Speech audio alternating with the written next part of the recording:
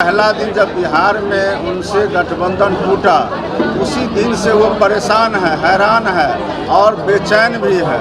और इसी बेचैनी के तहत अपना जो है गलती छुपाने के लिए, अपना कमजोरी छुपाने के लिए वो तरह तरह का बयानबाजी कर रहे हैं। वो बहुत ही परेशान है और उनके चेहरा से, उनके बयान से स्पष्ट झलकता है कि भारतीय जनता पार्टी पूरी तरह से परेशान है, बौखला गया है और समाज में वह किसी भी तरह का वैमनस्यता फैला सकता है। इसलिए बिहार के लोग पहले से ही सतर्क हैं और हम लोग इस कार्यक्रम के माध्यम से भी चाहेंगे कि सभी लोग, हम लोग लगे हुए हैं कि समाज में किसी तरह का आग लगाने का काम नहीं करें। इसलिए हम लोग सब लोग सतर्क हैं, बिहार के लोग भी सतर्क हैं और भाजपा यही करना चाह रही है। गृह मंत्री जी जो आ रहे हैं यहाँ कोई काम करने के लिए नहीं आ रहे हैं, कोई योजना का उद्घाटन या शिलान्यास करने के लिए नहीं आ रहे हैं। वो क्या करने के लिए आ रहे हैं यही बता दे भारतीय जनता पार्टी के लोग, जो इतना तामझाम से इतना कार्यक्रम का तैयारी कर रहे हैं,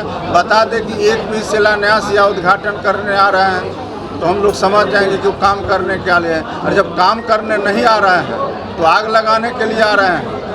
बिहार के अंदर में वो आग लगाने के आ रहे हैं और उनको क्या लगता है कि वो आग लगा के चले जाएंगे। यहाँ के लोग शांति प्रिय लोग हैं, आपस में मिलजुल करके रहना जानते हैं, इसलिए यहाँ उनका कोई काम, कोई चाल नहीं चलने वाला है। लगातार छापा पड़ रहा है अमित शाह के आने से पहले पूर्णिया में और अलग अलग जिलों में जो है वो छापेमारी लगातार चल रही है NIA को लेकर, क्या कहें?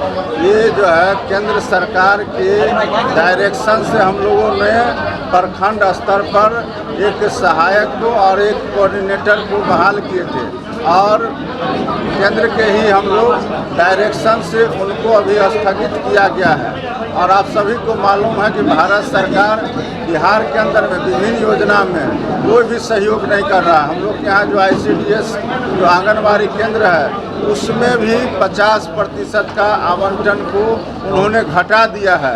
राज्य सरकार अपने बलबूते पर उस काम को कर रही है और इन लोगों को भी उन्हीं के कहने पर हटाया गया है, लेकिन राज्य सरकार इस पर आगे विचार करे। संजय जायसवाल गठबंधन की सरकार के कहने का आशय क्या था ये तो हम अभी नहीं जानते हैं, लेकिन जो उन्होंने कहा है वह कहीं से भी उचित नहीं है।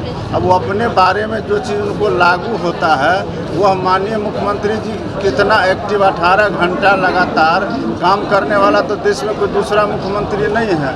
और जो आदमी जीवन में थका ही नहीं, सिर्फ लोगों को सेवा करना जानते हैं, उनको आराम से कोई लेना देना नहीं है। और जिनको आराम करने की आवश्यकता है या मन है वो खुद आराम कर सकते हैं, उनको किसी को सलाह देने की आवश्यकता नहीं। एक सवाल, अंतिम सवाल है, क्या लग रहा है कि नीतीश कौन घबराया हुआ है ये आपको उनके बयान से नहीं लग रहा है?